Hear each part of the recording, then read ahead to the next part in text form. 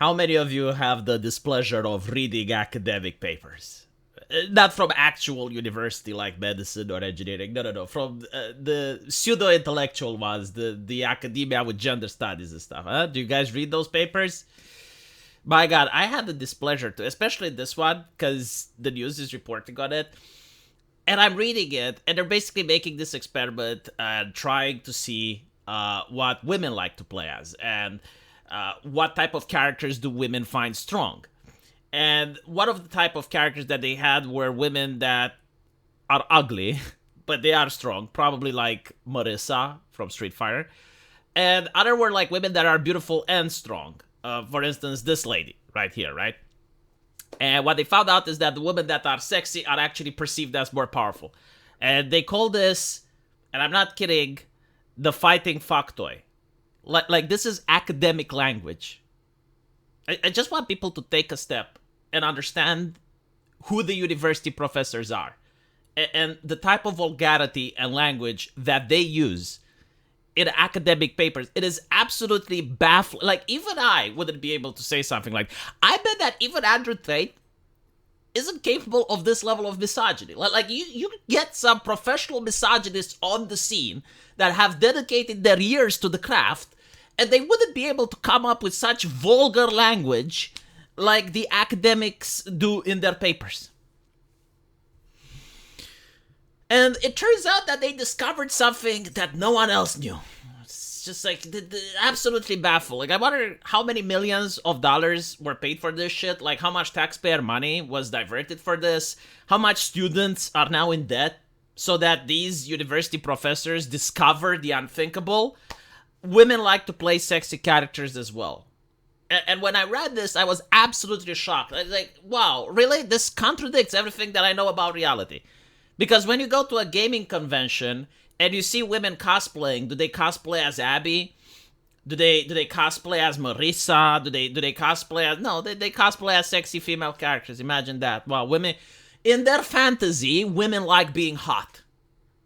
They don't like being morbidly obese. They don't like having vitiligo. They don't like having skin disease. They don't like being disabled. No, in their fantasy, women like being attractive. It's shocking. It's like... Wow, it's a good thing we got the academia. It's a great thing that we got university professors to tell us the reality, because otherwise, how would we ever know? How would we ever know that women, in their fantasy, like being viewed as hot? Goodness. Now, what's interesting is that also women like to say the correct thing. Again, without the academia, we would never know this. Like, it's so good that it exists. But yes, like, women like to say things that are culturally appropriate. So, like, if it's culturally appropriate to say that sexy women in video games are bad, guess what they will say?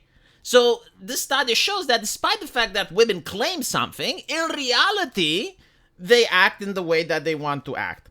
Now, for those of you that actually understand humanity and you do go outside, and instead of touching grass, you actually speak with people, you will realize that there are interesting dynamics between men and women. So one of the dynamic that men do is when a man, and let's say he's a teenager, and he's dating for the first time, and it's a beautiful woman who looks like this, right? I'm not going to use the academic definition because it's disgusting and vile and repugnant. But like, he meets a woman that's way out of his league. Like, for some reason, he just managed to score a date, and it's like this absolutely jaw-dropping, beautiful woman. And our man there, he doesn't have experience with women. He doesn't date, right? So maybe he believes the culture that you need to be a soy boy in order to impress her. Like, you need to be a beta male, like, agree with everything she says. And the woman says something like, I like Marvel movies. And the guy is like, oh, I absolutely like Marvel movies. They're my favorite. And then the woman says, I like football. And the guy goes like, yes, football. I absolutely love it. It's the best thing ever. And then the woman said, you know what? Actually, football is not that great. I like tennis. And the man goes like, you know what? Yeah, you're right. Like football. So basically, like, a lot of ladies that are listening to this know what I'm talking about. And probably a lot of guys did this mistake, right? Like, where you're trying to impress her, and everything she likes, you like as well. Everything she hates, you hate as well, right? So you're becoming this rag. But what if I tell you that women do the same? but not with men usually, right? So like if you go out with women, like let's say it's a girls' night out and you happen to be there, right? Like maybe you're a friend of one of the girls, or maybe you are related to one of them. So you're like at a table and there's like 6 other women there. You'll notice that the moment group consensus is formed, and usually like there's the queen bee that has the aptitude of making the group consensus, but usually when group consensus is formed, they immediately pick up on that and they change their opinions right away in order to fit with the group, right? So like if they think that John is a creep, even the woman that is salivating after John should be like, yeah, you know what, yeah, you're right. How could I have been so blind? Yeah, John is a creep.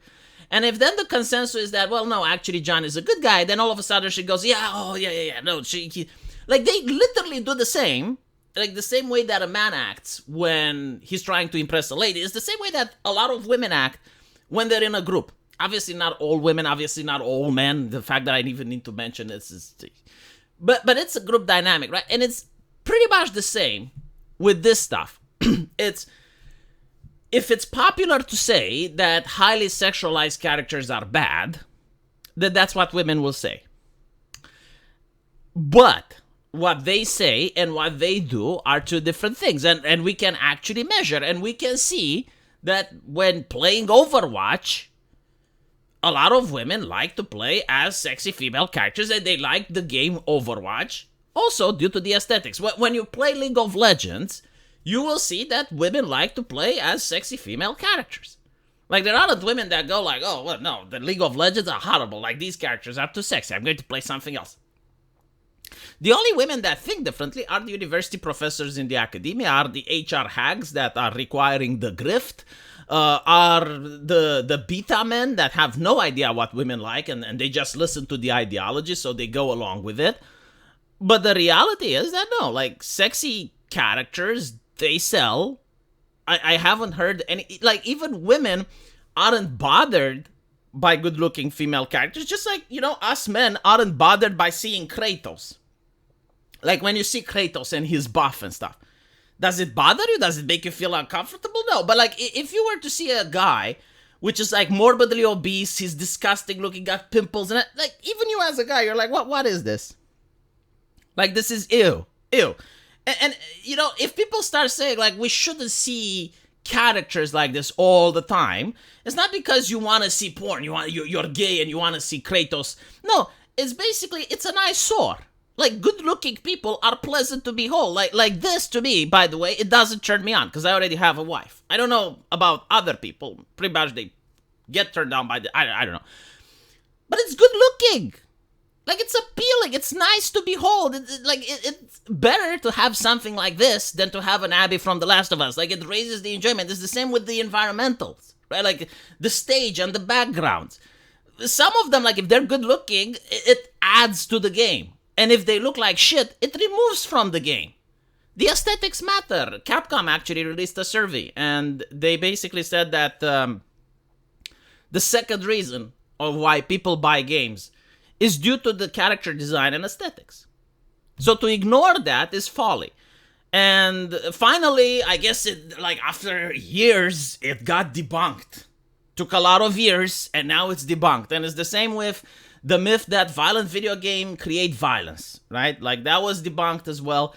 I really hate these moral panics. Like, there are waves where some people say something that kind of makes sense. I guess, you know, like, violent video games make people violent. Like it kind of sounds good, right? Like, how can you explain that it's not the case? Like if someone comes up to you and they ask you, why are you playing GTA? Like, in GTA, you play as a criminal, you're committing crime, you're fighting the cops. There is no moral of the story. Like, unless you're a sadistic person, unless you're a psychopath, like, there is no reason why you would play GTA, right? And you really can't find an argument. Like, you can't articulate, like, why do you play this game? Because it is vile when you think about it. But you're just desensitized to it because you don't think about it and you play video games constantly, right? So, like, there's no argument you can bring to the moral busybody. And eventually, you know, like, people are, oh, well, violent video games are a problem. Because, look, you have this shooter and he played video games, and you have that shooter and they play video games. And this actually happened. Like, this conversation actually took place on Fox News and in many right-wing circles. And they were concerned about violence in video games. Until a study comes up which says what everyone knew. It's like, no, actually, a person can play video games where they murder people, and it's like they're not necessarily, in fact, in most cases, they're not a psychopath. Sure, there are psychopaths that would play video games, right? Like, there are certain people that are mentally ill, and they would be attracted to these types of games. But it's not the games causing them to be like that, right? So that was like a moral panic that was debunked, and then it was the moral panic with rape culture, and it's like men are being misogynist because this is what video games teach them. And now apparently this is debunked. And who knows what the next moral panic will be. But something, again, just as retarded. And with the same thing, like, you're not going to be able to debunk it. They're going to ask you, like, well, why do you enjoy this? Why do you like, what type of person enjoys or likes this? And you won't be able to articulate that. It will take like a couple of years until a study comes out and say, no, actually, this was harmless. And then they will move on to the next moral panic. It's a cycle, unfortunately. Usually with what's popular, right? Let me know what you guys think, though. And as usual, I will see you in the comment section. Take care.